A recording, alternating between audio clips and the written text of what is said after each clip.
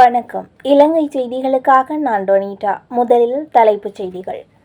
தம்புள்ளை பொருளாதார மத்திய நிலையத்தில் 1 கிலோ எலுமிச்சம்பழத்தின் விலை 1200 ரூபாய் வரை உயர்ந்துள்ளதாக தகவல்.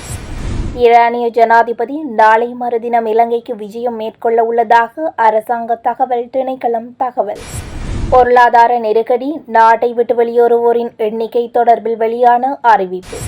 சமூக போலீஸ் குழுக்களை அமைக்காத அதிகாரிகள் மீது நடவடிக்கை, அமைச்சர் டிரான் எச்சரிக்கை.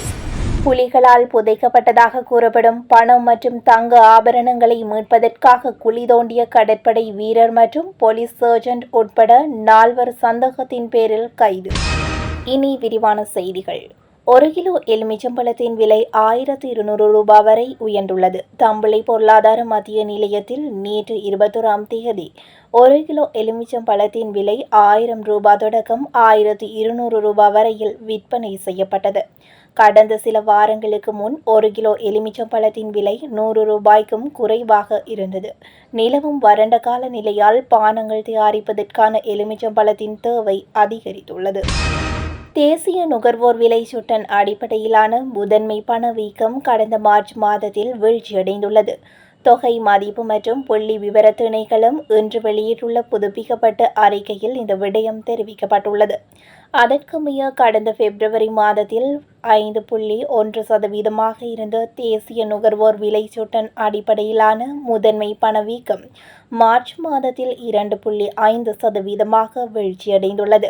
அத்துடன் கடந்த பிப்ரவரி மாதம் 5.1% காணப்பட்ட உணவல்லா பணவீக்கம் மார்ச் மாதத்தில் 0.7% வீழ்ச்சியடைந்துள்ளது.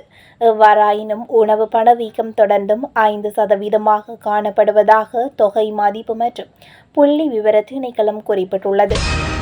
ஈரானிய ஜனாதிபதி இப்ராஹிம் ரைசி நாளை மறுதினம் இலங்கைக்கு விஜயம் மேற்கொள்ள உள்ளதாக அரசாங்க தகவல் திணைக்களம் அறிவித்துள்ளது.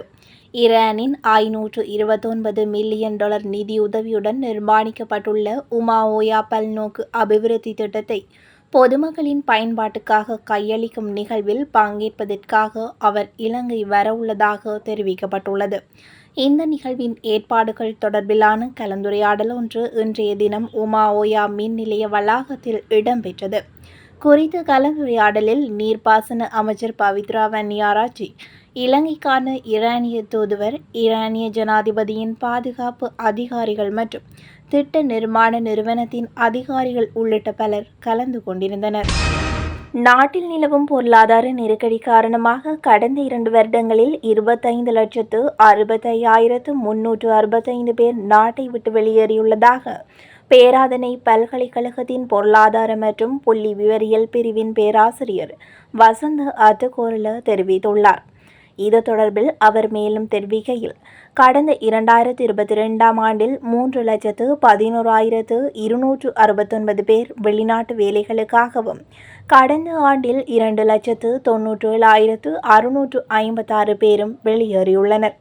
2023ஆம் ஆண்டில் வெளிநாட்டு வேலைகளுக்காக வெளியேறியவர்களில் சுமார் 70% தொழில் ரீதியாக உயர் தகமை பெற்ற பொறியியலாளர்கள், வைத்தியர்கள், சட்டத்தரணிகள், கணக்காளர்கள் போன்றவர்கள் என தெரிவித்த வசந்த அத்துக்கோரள, கடந்த வருடம் வெளிநாட்டு வேலைகளுக்கு சென்றவர்களில் 34% 25 தொடக்கம் 34 வயதுக்கு இடைப்பட்டவர்கள் என்றும் குறிப்பிட்டார்.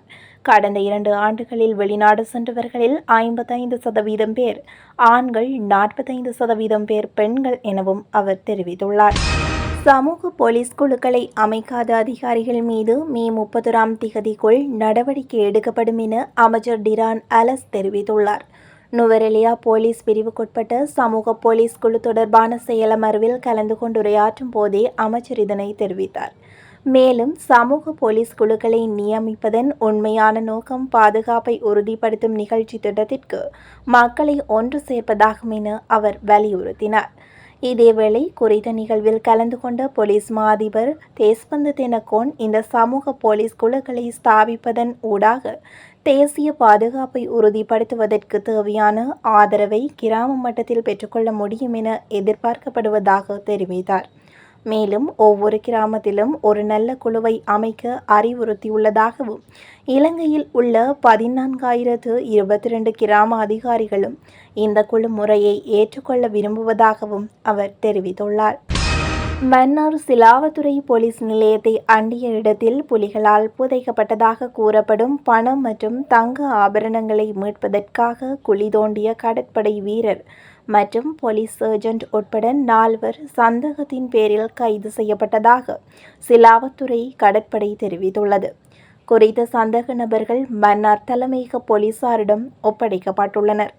சிலாவத்துறை கடற்படையினரால் மேற்கொள்ளப்பட்ட நடவடிக்கையில் அனுராதபுரம் போலீஸ் பிரிவுக்குட்பட்ட குற்றப்புலனாய்வு பிரிவை சேர்ந்த கடற்படை சிப்பாய் மற்றும் போலீஸ் சர்ஜென்ட் உட்பட 4 கைது செய்யப்பட்டுள்ளனர். சந்தேக நபர்கள் வந்ததாக கூறப்படும் இடத்திற்கு அருகில் நிறுத்தி வைக்கப்பட்டிருந்த வாகனம் மேலதிக விசாரணைகளுக்காக போலீசாரால் கைப்பற்றப்பட்டுள்ளது.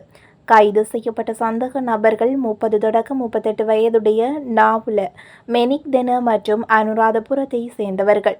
கைது செய்யப்பட்ட சந்தேக நபர்களில் ஒருவர் சாரதி எனவும் மற்றையவர் தொழிலாளி எனவும் போலீஸ் விசாரணைகளின் போது அடையாளம் காணப்பட்டுள்ளது. அமெரிக்க கடற்படையினருக்கும் இலங்கை கடற்படையினருக்கும் இடையிலான கடற்படை பயிற்சிகள் இன்று திருகோணமலையில் ஆரம்பமாகியுள்ளது. ஒத்துழைப்பு தயார் நிலை மற்றும் பயிற்சி என்ற துணைப்பொருளின் கீழ் குறித்த கடற்படை பயிற்சி எதிர்வரும் 26ஆம் தேதி வரை நடைபெறவுள்ளது. சுதந்திர இந்தோ பசிபிக் பிராந்தியத்தை பேணுதல், பிராந்திய பாதுகாப்பு ஒத்துழைப்பை ஊக்குவித்தல், கடல்சார் கூட்டாண்மையை பராமரித்தல் மற்றும் வலுப்படுத்துதல் ஆகிய நோக்கங்களுடன் குறித்த பயிற்சி திட்டங்கள் 5வது தடவையாகவும் நடத்தப்படுகின்றது.